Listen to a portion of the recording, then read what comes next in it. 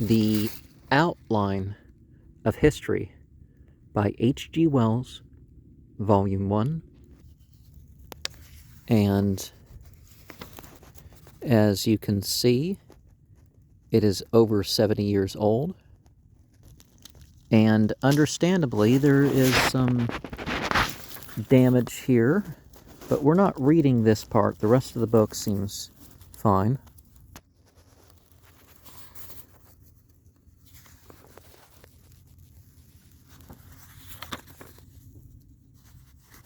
And there's definitely some reference to religion and some things that we can think about religiously as well. And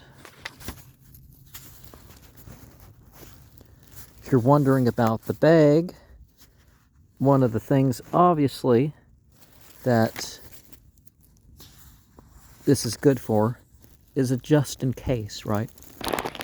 And there is that factor that things aren't always totally dry.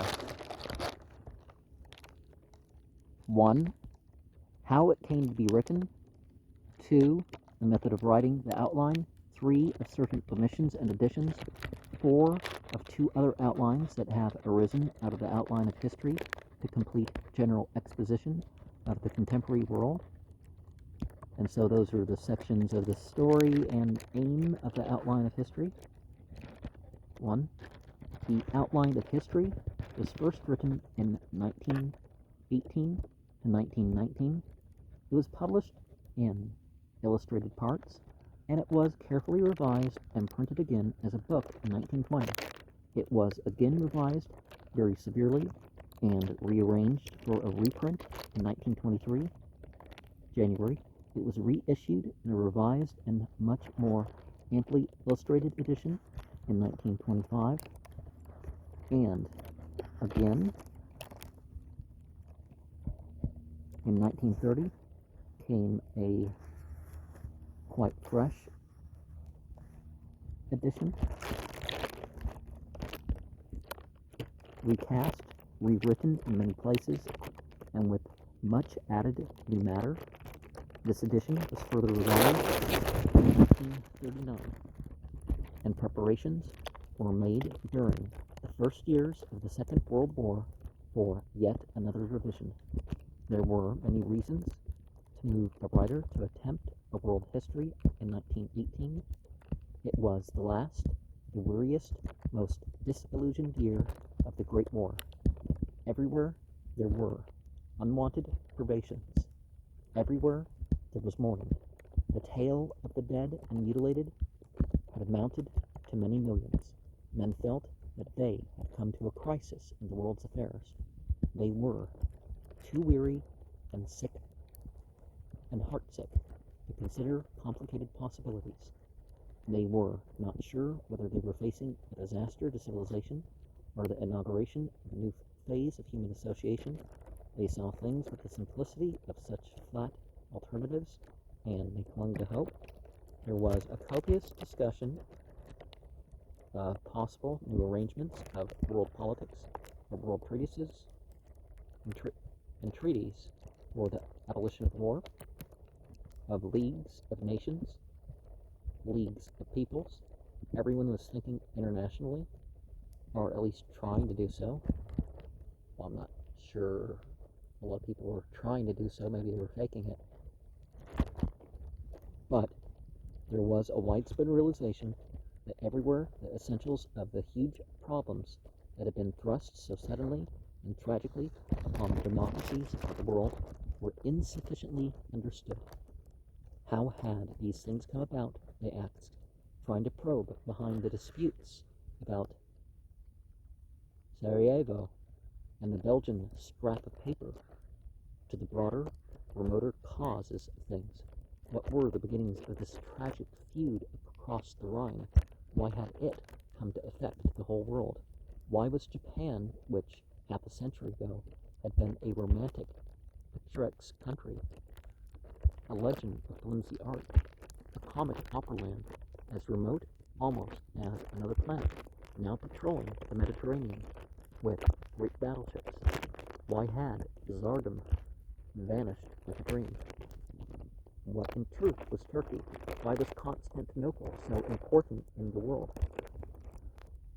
What was an empire? How had empires begun?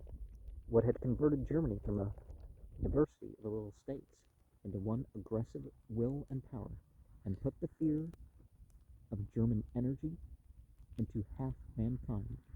Men and women tried to recall the narrow history teaching of their brief school days and found an uninspiring and partly forgotten list of national kings or presidents. They tried to read about these matters and found an endless wilderness of books. They had been taught history. They found in nationalist blinkers, ignoring every country but their own, and now they returned out into a blaze. It was extraordinarily difficult for them to determine the relative values of the matters under discussion. Multitudes of people, all the intelligent people in the world indeed, who were not already specially instructed, were seeking more or less consciously to get the hang of world affairs as a whole. They were, in fact, improvising outlines of history in their minds for their own use. The writer is not in any professional sense an historian, but he has been making out his own private outline from the beginnings of his career. He has always been preoccupied with history as one whole and with the general forces that make history. It is the twist of his mind. Even when he was a science student, he kept a notebook for historical reading. His first published story, The Time Machine, 1894, was a fantastic speculation about the trend of human destiny. When the Sleeper Awakes was a picturesque exaggeration of the development of our civilization. Anticipations, 1900, was an attempt to argue out some possible consequences of current processes. In quite a number of his books, in The Research Magnificent and The Undying Fire, for example, the outlines of history are vigned, and so this mental stir of the war time found him especially equipped, at least especially disposed, to take a comprehensive view of past and present things. For some time before he began this outline, he had been working upon the problems of after-war settlement and the project of a League of Nations in the days, that is, before the late President Wilson took possession of that proposal. Such work necessarily involved participation in the disputes and organization of various propagandist unions and societies. The discussions in these associations brought out very vividly the vital importance in all political activities of a man's conception of the past, or indeed, what are a man's political activities but the expression and action of his idea of the past. All the people who were interested in these League of Nations projects were at sixes and sevens among themselves because they had the most vague, heterogeneous, and untidy assumptions about what the world of men was, what it had been, and therefore of what it could be. In very many cases, there was extraordinarily exact special knowledge combined with the most crude and naive assumptions about history in general. It seemed more and more advisable to the writer to get together maps and notes, read rather more systematically than he had hitherto done, and clear up for himself a number of historical issues upon which he was still extremely vague. As soon as he had embarked upon this, it became evident to him that he might do much more useful work by developing his private memoranda upon the main shapes of history into a sort of general report and handbook for the use of men and women busier than himself are preoccupied with other things than by wrangling more and more hopelessly over impossible constitutions for improbable world confederations. The more he entertained this project of writing a review of existing knowledge of man's place in space and time, the more difficult, attractive, and unavoidable an undertaking it appeared to him. To begin with, he had contemplated a general review of European unity, a sort of summary of the rise and breakup of the Roman system, of the obstinate survival of the idea of the empire in Europe, and of the various projects for the unification of Christendom that had been put forward at different times. but it was speedily evident that there was no real beginning of things in Rome or in Judea, and no possibility of confining the story to the Western world. That much was only the latter act of a much greater drama. He found the story carrying him back, on the one hand, to the Aryan beginnings in the forests and plains of Europe and Western Asia, and on the other to the earlier stages of civilization in Egypt and Mesopotamia, and now submerged lands that seemed once to have sustained a human population in the Mediterranean basin. He began to realize how severely European historians had minimized the share of the central uplands of Asia and of the Persian, the Indian, and the Chinese cultures in the drama of mankind. He began to see more and more plainly how living the remote past still is in our lives and institutions, and how little we can understand either the broad political or religious or social issues of today without some understanding of the earlier stages of human association, and that involved some understanding of human origins. So the outline spread and enlarged itself as he contemplated it. For a time he hesitated before the epic immensity of this broadening task. He asked himself whether this was not rather a work for an historian than for one whose chief writing hitherto had been either speculative essays or works of fiction, but there did not seem to be any historian available who was sufficiently superficial, shall we say sufficiently wide and sufficiently shallow, to cover the vast field of the project. Historians are, for the most part, very scholarly men nowadays. They go in fear rather of small errors than of disconnectedness. They dread the certain ridicule of a wrong date more than the disputable attribution of a wrong value. Well, values are more important than numbers. It is right and proper this should be so, and that in a hasty and headlong age, a whole class of devoted men should maintain an exacting standard of fine precisions. Well, I agree with that part. Well, I mean, the spirit of that part at least.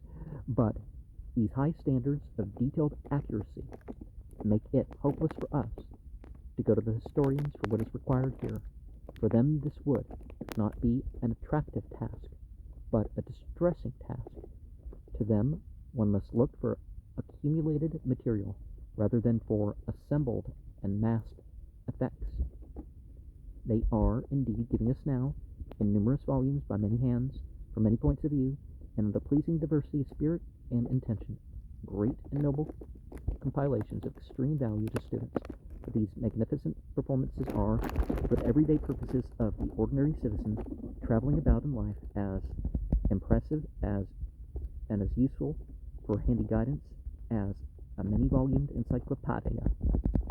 In America, indeed, there were to be found several useful small books on universal history, notably the ancient and modern history of Robinson and Breasted and Hutton Webster's and W.M. West's similar volumes. But these writers aim at the school and the college rather than at the general reader. The Living Past of F.S. Marvin, again, is an admirable essay on intellectual progress, but it gives little substantial fact. It would indeed have meant disaster to the academic reputation of any established historical authority to have admitted an intention of writing a complete outline of history, and even were that promise given, the general reader would still have had to wait many years for its performance. The standing of the present writer, however, who is by nature and choice as remote from academic respect as he is from a dukedom, enabled him to interest the public in history without any such sacrifice of dignity and distinction, such risks from hostile criticism as a recognized authority would have had to incur. It was his happy privilege to offend inaccessibility.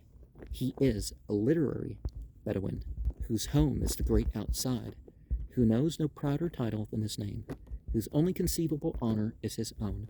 And this or that specialist might rage at his scandalous neglect of this or that precious item of that specialist's monopoly.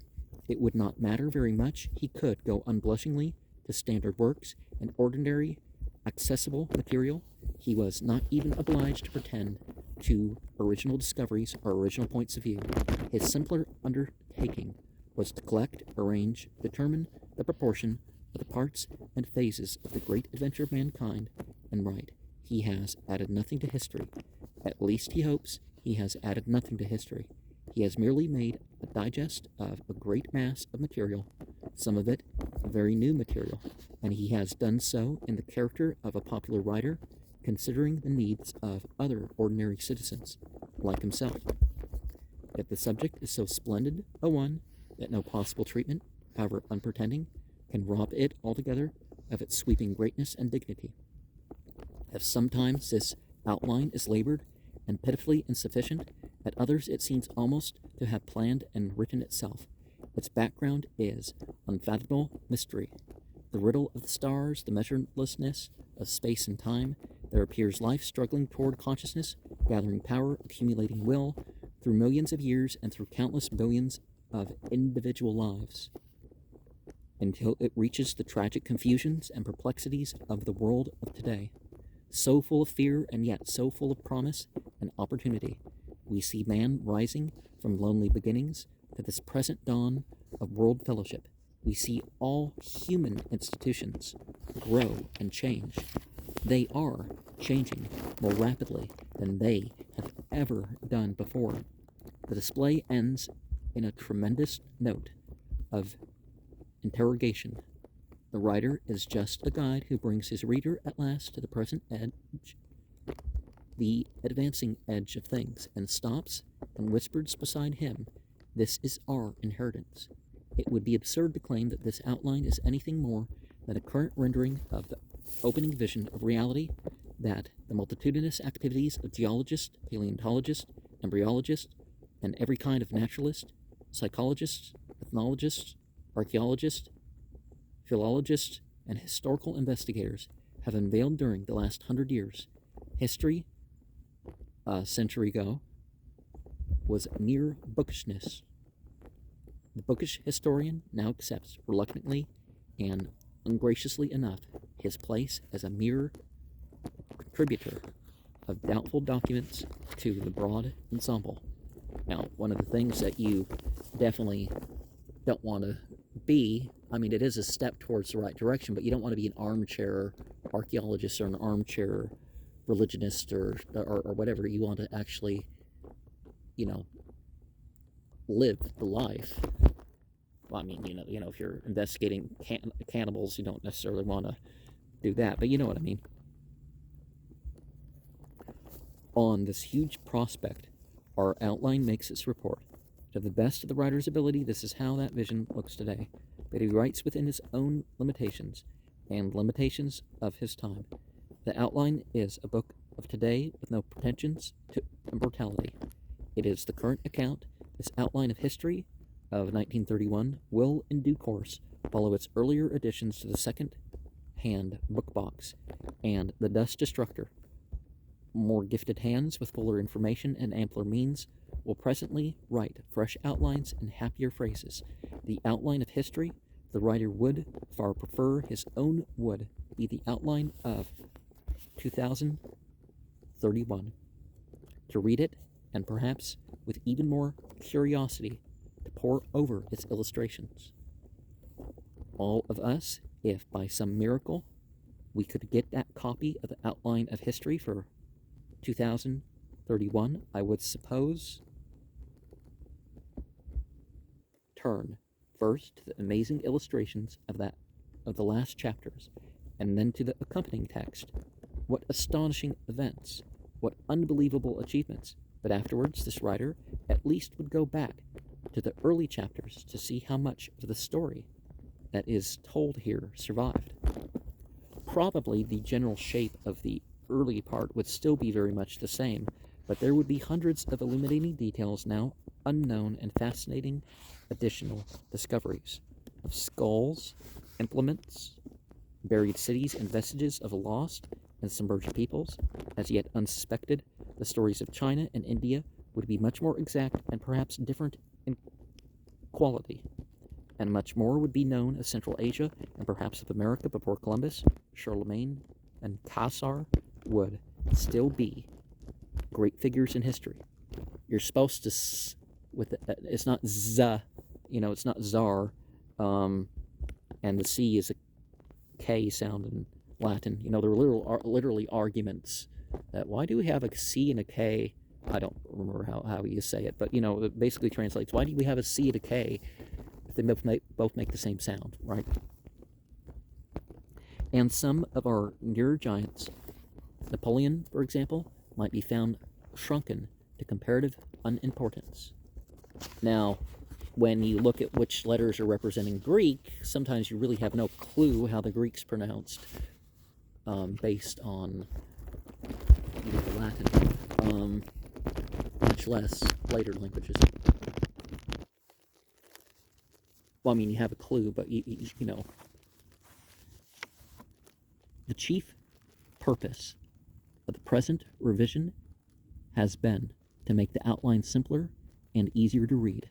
The writer has told how it grew out of notes and maps, and he will confess that now when he turns over the earlier editions, the first edition that was published in parts and the first book edition of 1920, he finds the flavor of notebooks altogether too strong. Much undigested and discordant matter was put into footnotes. There were far too many hesitating, ambiguous, and guarded statements. The presentation was sometimes confused. The method he pursued led naturally to that. He called in to his aid 4 chief helpers, Sir Ray Lancaster, Professor Gilbert Murray, Sir Harry Johnson, and Mr. Ernest Barker, and he made them his advisors upon his reading and sources of information. In addition, he secured the help and advice of various specially well-read men upon this or that point or region. Sir Denison Ross, Mr. Cranmer Bang, and Mr. S.N. Fu, for example, were extremely helpful in regard to Central Asia and China. Dr. Charles Singer gave the most useful information upon classical science. Professor J.L. Myers was a valuable source for Mediterranean archaeology. Mr. Philip Gudala was his counselor upon European politics in the 18th and early 19th centuries, and so forth and so on. Mr. J.F. Horabin, with his genius for political and commercial geography, was not so much an illustrator as a collaborator. There were many others who gave their time and knowledge freely and generously. There are full lists of names in the previous editions. One hesitates between acknowledging one's obligations and implicating one's friends. Each chapter was first drafted by the author. Multiple copies were made and sent out to all the possible helpers who wrote, commented, and slashed about upon them as they thought proper. The author then sat down, chastened and instructed amidst these mutilated and butchered duplicates, and wrote his chapter afresh. Finally, proofs went out to all the chief helpers and anyone else especially interested in the period dealt with. In this way, the correctness of names, dates, and so forth was ensured, but though the writer, upon all questions of fact, followed with absolute fidelity the band of tutors he had evoked, he reserved to himself the fullest rights of private judgment upon matters of opinion. The result was the introduction of various lively controversies into the clustering footnotes and even into the text. For example, he fell foul of Professor Gilbert Murray in a comparison of the moral and intellectual quality of the common Athenian and of the Cockney, and though he concealed to his editor the completest intimacy with the former, he maintained his right to judge the latter in his own fashion. There was also a page or so of disputation between the writer, Professor Murray, and Mr. Barker about the soundness of Mr. Gladstone's education, and various differences with Mr. Ernest Barker. To the writer, the greatness of Napoleon I is a monstrous and altogether unsubstantial superstition. The facts, he thinks, speaks for themselves, and they will be given in this outline in the proper place and proportion. The man was of the quality of Mussolini and intellectually inferior to Napoleon III, but Mr. Barker was unable to accept this statement. Put me down of the opposite opinion, he wrote, and so the footnote stood. Sir Harry Johnson's weakness, or rather his excessive strength, lay in the abnormal, though no doubt righteous, spelling of well-known historical names. He would have Solomon, Shalomo, and Hebrews, Ibrim, which seemed likely to be difficult and confusing to the ordinary reader. So, SHLMN, or actually there's the variation, the equivalent of SLMN. The O thing is actually not quite right. And plural would be the eam.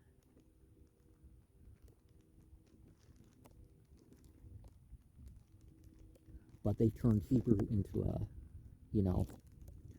alphabetic language when it was really phonetic. Well, I mean, the Aramaic that it sprung from is phonetic, and that's what the Bible and stuff is in. These footnotes were as amusing to the writer and his friends as family jokes, but they were almost inevitable while the names of the 4 chief helpers stood with the writers upon the title page, upholding and in a way guaranteeing it, but they were perplexing and tedious to most readers. Well, it does help to say somebody's name in their own language, right, instead of coming up with a different English one. I think we can, as a society, like stop calling people by J names in the Bible. Footnotes, references, and qualifications are necessary things in a book written for the student, but in this outline, they were superfluous, and even the writer now confesses, a little pretentious. In this edition, he releases his 4 chief helpers with gratitude. From all further responsibility, their names disappear from the title page. He drops his pilots. They have steered him past dangerous shoals and along tortuous channels to his present freedom and confidence, and so helped and liberated is he, able to simplify, clarify, and give its fullest values. This great story, their kindness made it possible for him to tell. This is now the 6th complete reprinting of this work. The first publication in parts subjected it, chapter by chapter, to the scrutiny of over 100,000 readers. Many wrote, offering comments, pointing out small errors, rising interesting points. All this correspondence was dealt with systematically, and the first book edition benefited greatly in detail. That also went out to a great multitude of readers.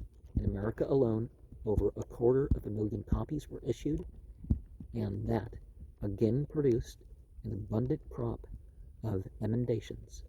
That edition also evoked many able reviews, and several critical pamphlets appeared.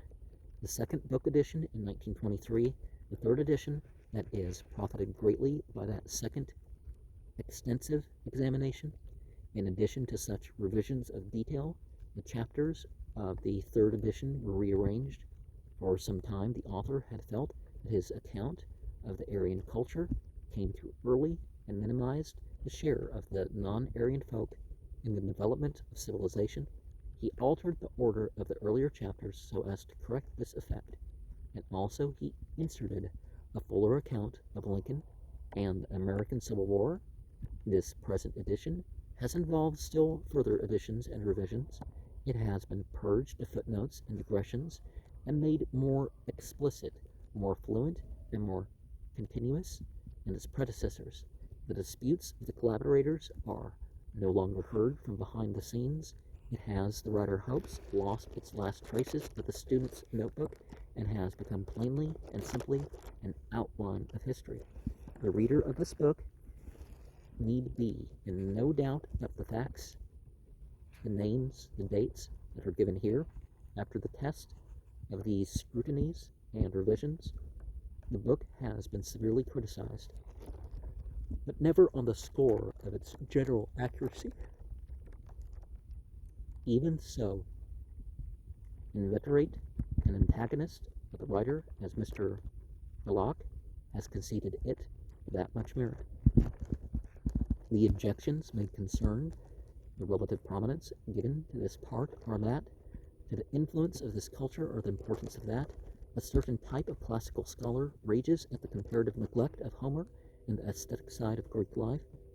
Though the account of Greek science is full, and though the intellectual development of Greece is treated as a cardinal phase in human development, another large body of opinion sees the world through Latin forms and is exasperated even by the simple statement of the comparative extent, duration, and influence of, for instance, the Byzantine, Persian, and Chinese systems. Rome is still aggressive in modern literature and criticism and still seeks to minimize the non-Latin spaces in the picture. Dogmatic freethinkers again consider the acceptance of Jesus as a real person insupportable. Well, dogmatic, but then again, if you're open, you kind of now realize there's at least 4 historical individuals put into it and various mythological cases. Adherents of Islam cry out against the too familiar handling of the Prophet. Well, a lot of people making up things centuries later, and people say, "Oh, that's more historical than what was narrated through the Muslims." And it may not be source, but it was written by somebody in 1200 or during the Crusades or during some other period where they didn't actually have an Islamic state. Communists are offended because the doctrines of Marx and Lenin are not made the basis of the entire story. Well, it helps to know the things. For example, the character of Muhammad was Quranic. Many people with a rather materialistic theology in their minds have been disagreeably impressed by the massed and accumulating evidences of man's animal descent. Well, nothing wrong with the fact we're in this animal body if we treat our nature properly. Even if that be true, they think it highly demoralizing. Such criticisms were inevitable. There was no way of evading or satisfying these demands. One realizes in the face of such attitudes and objections that nearly everyone has already a sort of implicit outline of history in his mind, his working explanation of his world and of his place in the world, rejecting this view and assuming that, and more or less clear-mindedly he brings our version to the test of these half-buried acceptances, and naturally the writer too has his view, his bias, but the reader will never find a writer who has not that much personality. There will never be an outline of history written that is not conventional. Here, as in every sort of descriptive and informative book, the reader has to bear in mind, just as a judge or juryman has to bear in mind the individual characteristics of the witness who is giving his account of what he saw. What is claimed here is that the witness does, to the best of his ability, tender a fair and honest general account from his point of view of the great spectacle of time and fate that has unfolded itself before him. Part 3. In the criticism of the earlier editions of this outline, the complaint was frequently repeated that the development of the arts, and particularly of music, was disregarded. Well, a lot of people might say that recently, but honestly, this century, has anything really happened other than remixes? The same sorts of technology, you don't hear anything absolutely new in terms of distortion or style. People were already blending the various genres, and just because somebody came up with, let's call it this new name, and it's like, oh wait, I've heard this before, who did this? The story of man's achievement of knowledge and social power was given at considerable length, but hardly anything was said of the appearance and extension of his conscious search for beauty. An attempt has now been made to meet these objections, and several sections have been added to record how the artist, the poet, and the imaginative writer appeared in human life, yet the limitations upon any history of music or any other art are very narrow. One may note the appearance of new forms, new methods, new instruments, but the only way to the realization of imaginative arts is to hear it, or see it, or read it. It is no part of our plan to catalog masters and masterpieces and help our readers to babble great names. Additions have been made necessary by the progress of the excavator. It is hard nowadays for the writer to keep pace with the spade. Since the outline was last revised, there has been much vividly interesting work done in North India, Samaria, and all over Central Asia, and in China. Sinanthropus, most amazing of septmen, has been unearthed. Sinanthropus is a complete reply to the clamor of the anti-Darwinians of half a century ago for the missing link. Moreover, it has been necessary to scrutinize the account of the Great War very closely and to rearrange and in part rewrite the post-war portion. There may come a time where the steam engines become a lot bigger part of things. Now, I can't say that that's a steam engine that we hear in the post-war portion, right? Things can be delayed, but something's going to happen eventually. Maybe by this time this is released. That was much the weakest part of the preceding editions. The exciting hopes and stresses of the time were too close for restrained writing. There was a lack of proportion between this conclusion and the rest of the book. Speeches by Mr. Lloyd George, the perfidies of the Irish struggle, lectures by obscure generals at the United Service Institution loomed portentous. Something of the pamphleteer, something of the partisan came in, but now 17 years from the war, and after a long exertion into a kindred, but broadening and steadying the field of thought, the writer believes himself able to get these last years into a truer perspective. This latter part has been severely pruned, and a fresh attempt to give a sounder analysis of the world outlook has been made. It is not only in the political field that things have had to be thought out again. The nature of the financial and economic difficulties of the world has become much plainer now. It's become much plainer now than it was before the crisis of 1929. That's the stock market thing, right? It was so much better financially right then than it is now. If you translate things over, the average person earned $90,000, and you only had to have one person working in the home, and things were so much safer, and people were more likely to be charitable, and various things. And this again has necessitated very careful revision. 4. The Outline of History proved an extremely successful book. The number of copies distributed in English and in translations is entering now upon the 3rd million. This extraordinary reception astonished both its publishers and its author. It revealed the existence of a new immense stratum of intelligent people in the modern community, eager and ready to supply the deficiencies of school and college education. It was the worldwide need for such a general view of historical fact, far more than any literary merit of the outline, which brought about this enormous sale.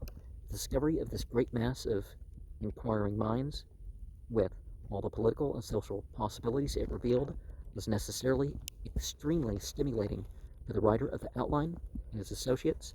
They realized that here was a new element in the world's affairs, a great and as yet disorganized multitude capable of a modern ideology and needing only to be drawn together by a common system of knowledge and understandings, to become a dominating influence in the reconstruction in human affairs. It seemed almost ungrateful not to serve this receptive multitude to the utmost. It was not that those responsible for the outline had any great conceit of themselves as leaders, but that the good fortune of that book had put them into position of exceptional advantage to go on and complete the work of which the outline was manifestly only a part. The responsibility of their opportunity far exceeded their powers. The outline gave the framework of international ideas. It was a basis for political thought and activity, but it left certain other fields of universal human interest untouched. Nobody had such a chance of getting these gaps filled in a reasonably short space of time, if he could do it, as the writer of the outline. So, there has now sprung from this beginning two other enterprises, which round off and complete a working statement of the general picture of our world needed by the modern citizen. The first of these is an outline of biological science, a statement of all that is currently known about life in us and around us, our health or mental activity, our origins, and the whole story of life's evolution since the beginning. This the writer has done in intimate collaboration with two able biologists, his son G.P. Wells, and the grandson of his former professor, Professor Julian Huxley. They have made an up-to-date summary of all biological knowledge for reasons that need not be gone into here. They have not called this work the outline of life, but the science of life. But still, there was left a third main aspect of human existence, and that was the business existence.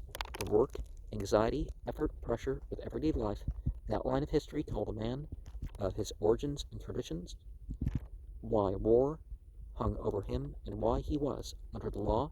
The science of life told him of the nature of his bodily and mental life. The third outline, to complete the exposition of his world, had to be an outline of economics, of how and why man worked, why money has become essential to his well-being and his relations to his fellow creatures, and the general go of industry, wealth winning and earning and spending. This again, it was found better not to call an outline, and after many changes of title, it has been completed, and it is now published as the work, Wealth and Happiness of Mankind. So the first statement from a modern standpoint of what man was and is and what he does is completed. These works are offered to the world without arrogance and without compunction. They are no doubt faulty to a terrible extent, and in due course they will certainly be superseded by far better work upon the same lines. They are like the temporary sheds that precede a place, a palace. Their substance will need condensation and simplification for school use into an elementary account of life for the young, and various portions of them may need expansion for the college student, but until they are so superseded, these three works remain in their pioneer and experimental fashion, a necessary bringing together of what a contemporary man or woman can know about the past, about self, and about the daily task. H.G. Wells, and I think this is the only volume that I have.